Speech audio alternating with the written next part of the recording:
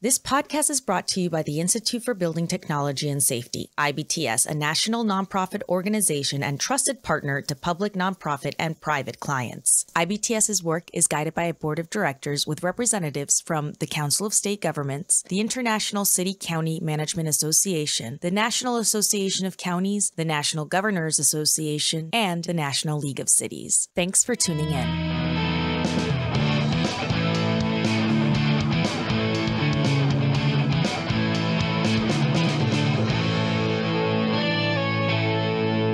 This is On Further Inspection with IBTS. I'm your host, Gabby Geraci, and in today's episode, we'll be talking shop with IBTS's Municipal Services Director, Chris Miller, and IBTS Inspector, Jesse Harris, to find out exactly what benefits local governments can reap from using third-party plan review and inspection services, as well as how technology is now making it possible to do these remotely, so that way no time is wasted because of outside factors. Good morning, guys. Thank you so much for joining me today.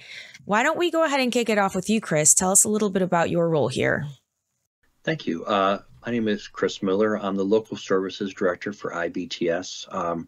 It's one of the divisions within the nonprofit. We focus primarily on local government services, and that includes counties, cities, towns, villages. We provide primarily services related to community development. So these would be building permit services, code enforcement, planning and zoning. We also provide specialized and targeted services related to grant funds, things like CDBG grants, HUD opportunities.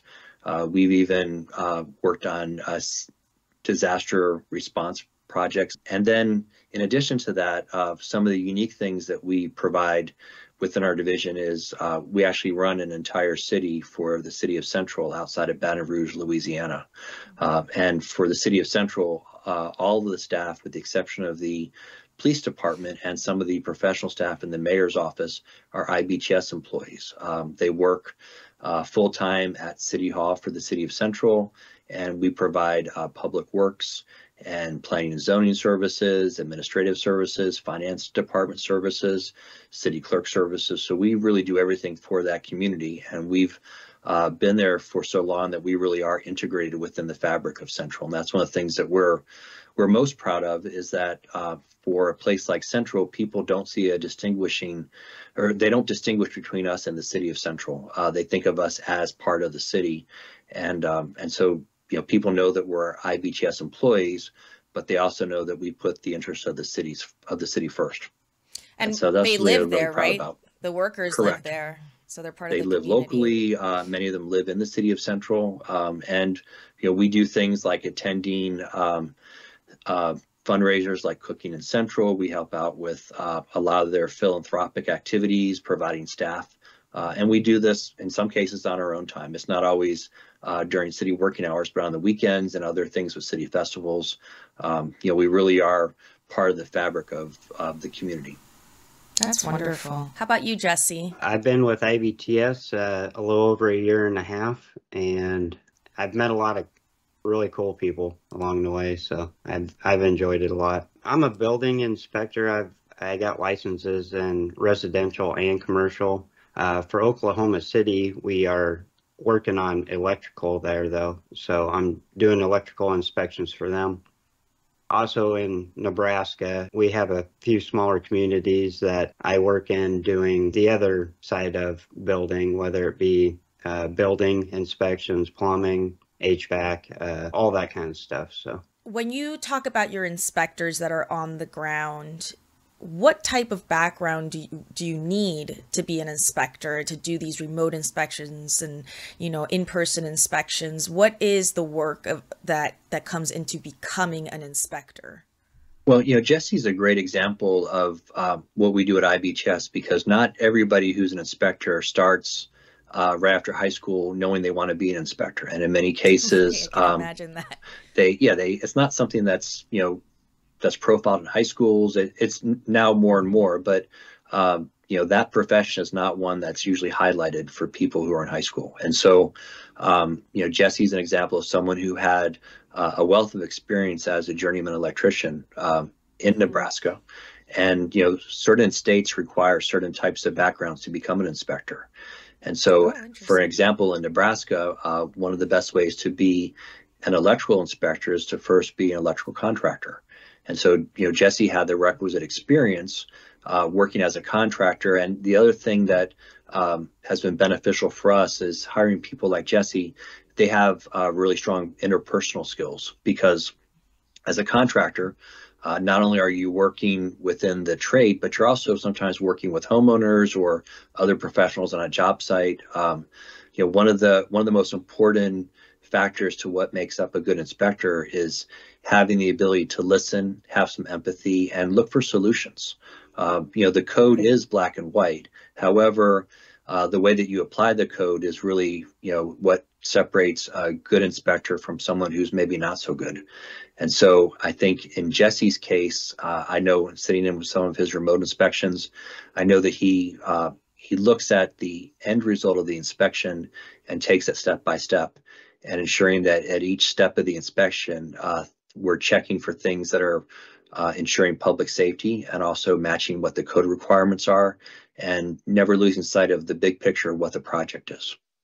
Jesse, quick question for you. I'd love to know just how you feel your background has helped you in the work that you do today. I can imagine just from having inspections done to projects in my own home, there's a lot of teaching involved. It's almost like you have to, when you're explaining the safety issue that something could cause, you're basically teaching people. So how does all of what you learn and the methods that you learned helpful in your job? I have an electrical background of almost 15 years in the field. So when it comes to some of these, some of the stuff that they're working with, I've worked with it hands-on myself. So I know certain brands of things. You have little issues like they don't like to be tight, like connectors, or so I already know that those certain items are kind of a pain to work with, or these are better. So we have that relationship, like, you can talk about what you're working with because you've gone through it. These things work, these don't work. You've felt their frustrations and their issues. And like Chris mentioned with the code, sometimes people interpret it differently. And like you said, there's a lot of teaching involved. It's almost like I am teaching, what the code says and life safety issues. But it's definitely a learning curve for everybody, I think. It never stops changing. We get new products. We take on stricter codes. So you're constantly learning about the code and how it's evolving. That's really important. Yeah, and you never stop learning, especially in the electrical field. There's always something new or some new fancy thing out there. So your colleagues, your fellow inspectors, do they have the same type of background as you? Do they come from the same kind of perspectives? No, not all of them, but and that's a good thing. I think because then you get several different people's points of view when you ask a question, and you see it from a different perspective, and I think that's a good thing. Yeah.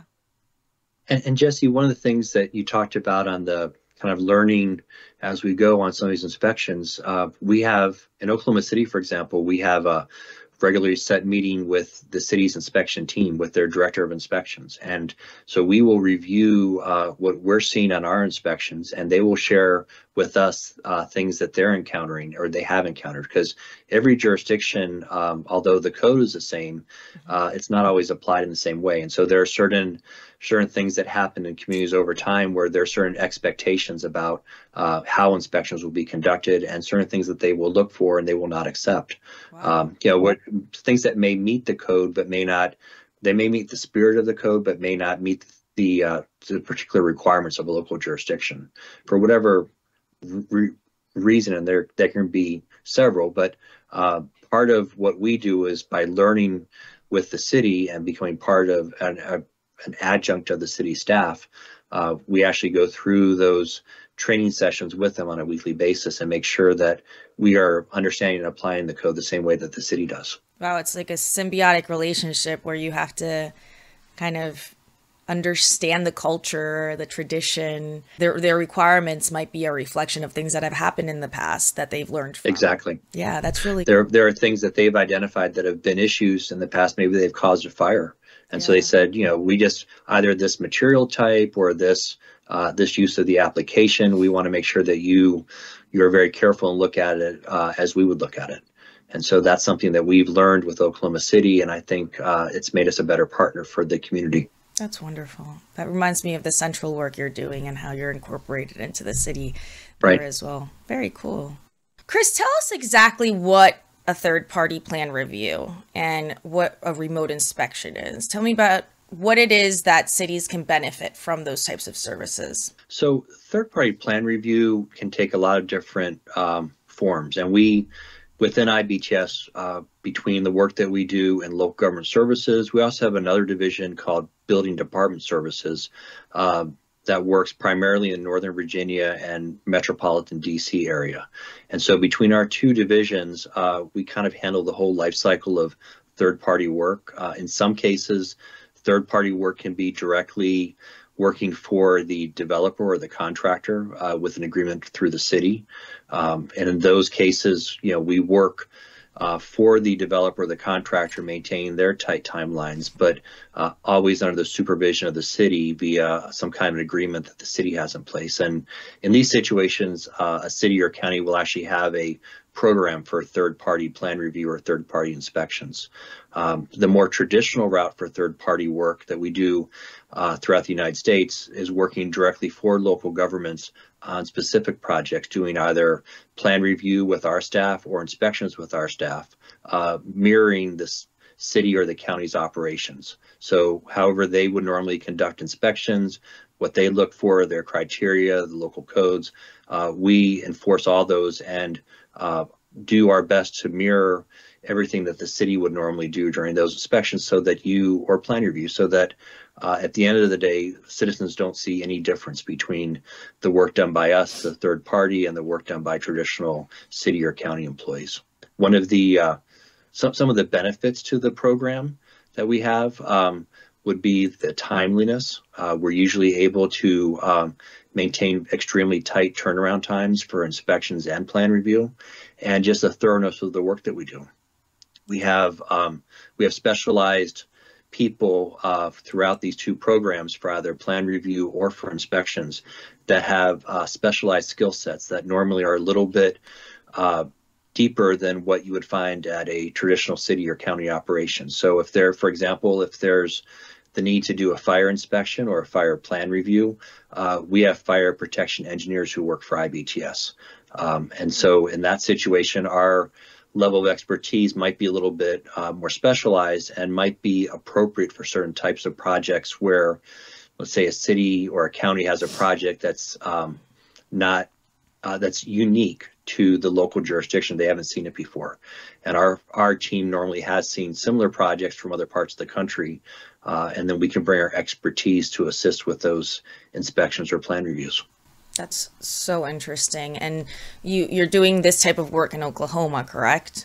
That's right. Oklahoma is a great example where we have the work that we've done on the electrical inspection side, particularly with solar inspections and solar installations, has been a little bit different than what most local jurisdictions have had experience with, just because of the wide range of experience that IBTS has as a nonprofit doing work in the solar industry. And because of that, we've been able to tailor and train some of our inspectors to match the needs of the solar industry and to also make sure that local regulations are adhered to. And in some cases, we've identified areas where not only are the local regulations met, but there may be some things that are done on the installation side that can that we've had experience with, where we make adjustments and ensure that those are also carried out at the local level as well from our national experience.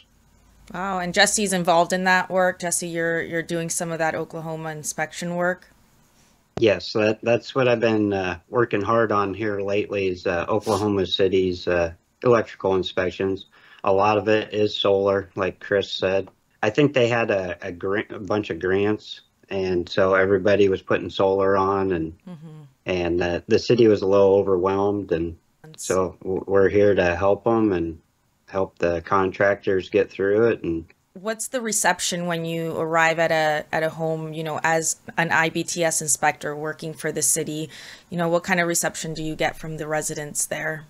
Right at first, sometimes they're kind of confused, like, who you with? Do we need to call the city? And it's like, no, we're hired by the city. But actually, most people are like open arms, wanting to hug us and keep us to help them get through all their inspections. It's kind of nice being, feeling welcomed and appreciated. So.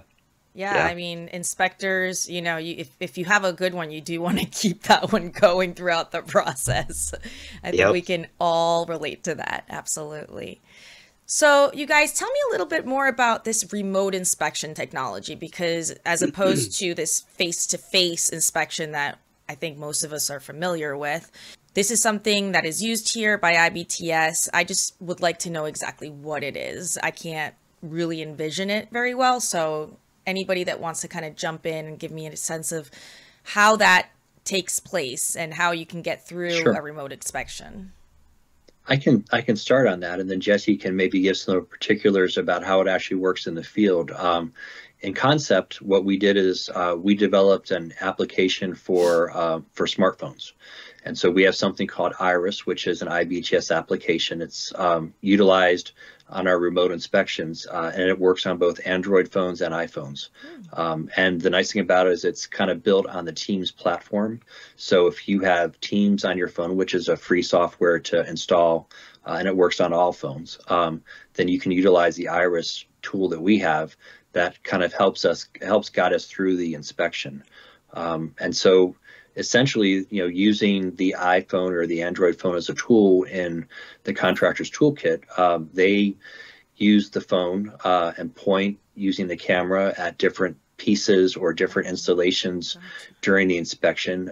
We have a certified inspector on the other side of the call, which in this case would be Jesse Harris. And so Jesse will guide them through the inspection. We document everything. We through the Iris software, we're able to make a video recording of the inspection for later use. And we go back and look at the video logs on a periodic basis, pulling a random sampling just to kind of check how we're doing. But it's always available as part of the local government's package from our inspection. If they want to, they can keep a copy of it as part of a record of the inspection.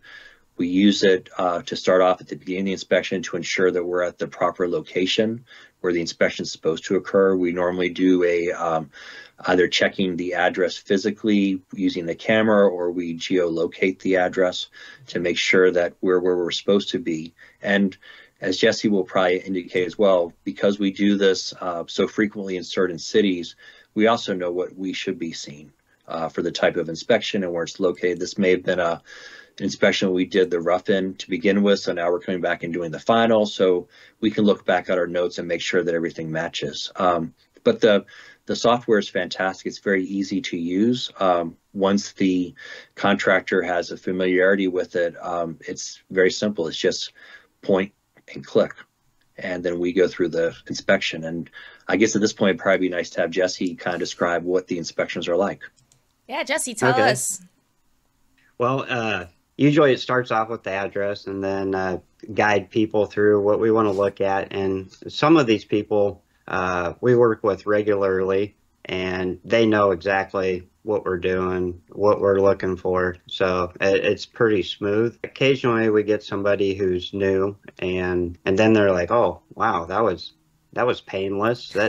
I was stressing that out all night about that. And that was way easier." It saves on time, fuel, expenses. They're not having to wait for us to drive across town. With city inspectors, they're overwhelmed and with the amount of inspections, and a lot of them that have a kind of a big time frame of when they're going to be there. And with us, we can say 9 o'clock and we're there at 9 o'clock. It works pretty smooth. That's really cool. And do you have, when you're doing a remote inspection, do you have people that are maybe, I'm thinking about COVID, right? Immunocompromised, or if there is something going on in the environment that prevents a face-to-face encounter, is that something that this would fill that need for still continuing work as usual?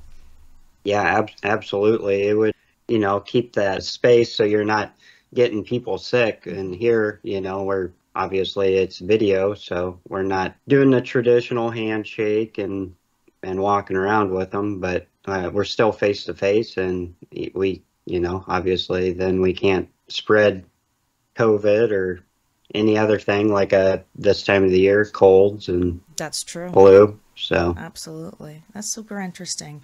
Tell me a little bit about your work in Oklahoma. How did they find IBTS to work there, and why would they need IBTS help? Well, as you mentioned, we're a national provider of services, and so we have branch offices throughout the United States. When we consider on the corporate side, of course, we're headquartered in Ashburn, Virginia, in the Northern Virginia marketplace. But we have, in local government services, we have branch offices in Kansas City. We have operations in Nebraska. We have operations in Oklahoma, as we'll talk about in a moment. And we also have another branch located in the Shreveport, Louisiana area as well. So we have kind of a matrixed organization. And as part of that, we have not only do we have a reputation, but we have experience working in and around Oklahoma City. And so as part of that, the city reached out to us and said, we're having some issues trying to maintain our turnaround times on inspections, and we'd like to see if you can assist us. So part of that conversation led to us talking to them about our partnership with Omnia. Omnia is a national cooperative partnership that I would say most cities and counties already belong to across the United States. And so through our partnership with Omnia, we already have a master services agreement that Oklahoma City was able to utilize to go directly to contract to us without going out to bid first. It was something that was able to be on the consent agenda with some predetermined pricing and expectations. So that was the first step that we took, and that allowed us to really assist Oklahoma in a very quick manner.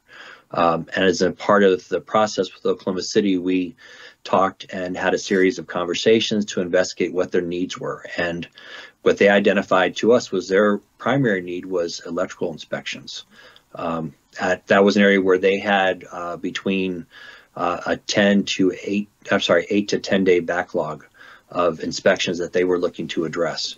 And so they brought us aboard as kind of a surge, or utilizing people, targeted in a specific manner for specific types of inspections to help them reduce their backlog and get back to where they want it to be, which is, roughly a 2-day turnaround time. So you call an inspection on a Monday, and they like to be able to do either a next day or a 2-day inspection. Wow. And so, as I mentioned, they were out, over a week, in some cases 2 weeks for certain types of inspections. Yeah, that's a big difference, especially if you're sitting around waiting for that inspection to happen and to be able to continue your work. Right. Yeah.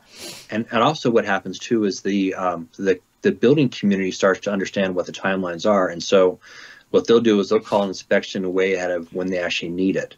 And so that can cause problems too, because now you have a number of inspections that are in the inspection pipeline, but may not really be ready to be inspected. And so if the city happens to pull some of those inspections because an inspector is in that part of the city, or they're working on a similar job site, they'll go and do the inspection. The inspection gets failed because they're not prepared for the inspection. Right. So not only are you conditioning your contractors to call things in before they're ready, before they're ripe for inspection, but you're also setting the community up for failure because your expectations are not realistic expectations. So tell me a little bit about the actual work itself that you do. What types of projects do you work on? What types of projects in the pipeline right now for you that you're excited about? So for us, one of the most exciting projects is the work we're doing in DeSoto, Kansas. It's a community outside of Kansas City, and it's the location of what was formerly the Sunflower Army Ammunition Plant, which closed back in 1992.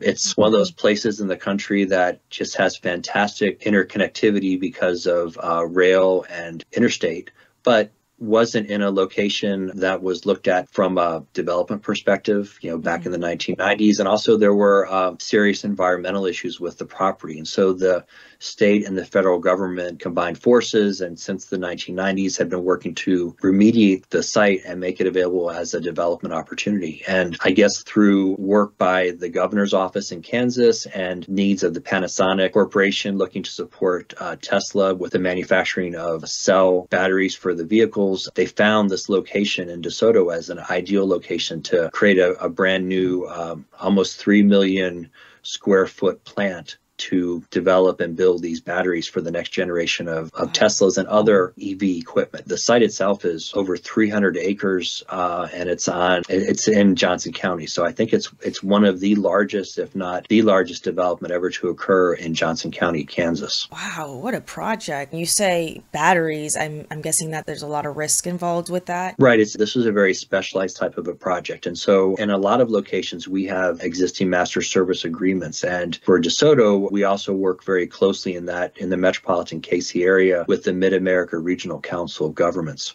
And through MARC, which is their acronym, we have an existing contract to provide services as needed for building, plan review, all the community development services that you would need in a place like DeSoto. And so for DeSoto, they went through an engagement process where they talked to a couple different firms that could provide not only building inspection, but plan review services as well, just for this Panasonic battery plant. We met with the city manager. We also met with the building official, and we were selected to be their provider. So we work directly for DeSoto, and we provide upfront. We're doing plan review, and again, like you mentioned, these are hazardous type of materials that are being utilized. So there's a lot of specialized plan review and issues related to engineering that we are familiar with from the work we've done across the country. So we are performing all the plan review, and then we're also doing all the site inspections and the building inspections for DeSoto as well. And so we have a dedicated crew that does plan review for them, and we also have a dedicated crew doing inspections on the ground in DeSoto, all kind of working together to make sure that we can maintain Panasonic's extremely tight timelines for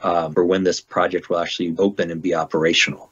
Which is when it I believe the time horizon is in 2025. Oh, wow. Some of it will start in 2024. So the buildings are actually vertical now. Steel is in place. At one point, they were moving dirt 7 days a week, 24 hours a day. So you can imagine the scale of operations, and it really does look like a moon landing site, just the size of the vehicles and the types of operations that are going on. This will be the second plant that Panasonic has in the United States. The first one was in Reno. And so in the Reno plant, the DeSoto folks went out and visited that one first to kind of learn a little bit about what it looks like and try to figure out some of the things to make sure that they could work with us and incorporate into our review so that we kind of learn the lessons of the first project so this one can be even more successful. That's wonderful. That must be really exciting to be a part of that wave of people within the same industry working towards the end goal. It is. It functions as a small city. They have food services that are done on a daily basis for all their workers because the location they have is not really close to any of the restaurants or other things within DeSoto. Overall, this is a $4 billion investment, and I believe the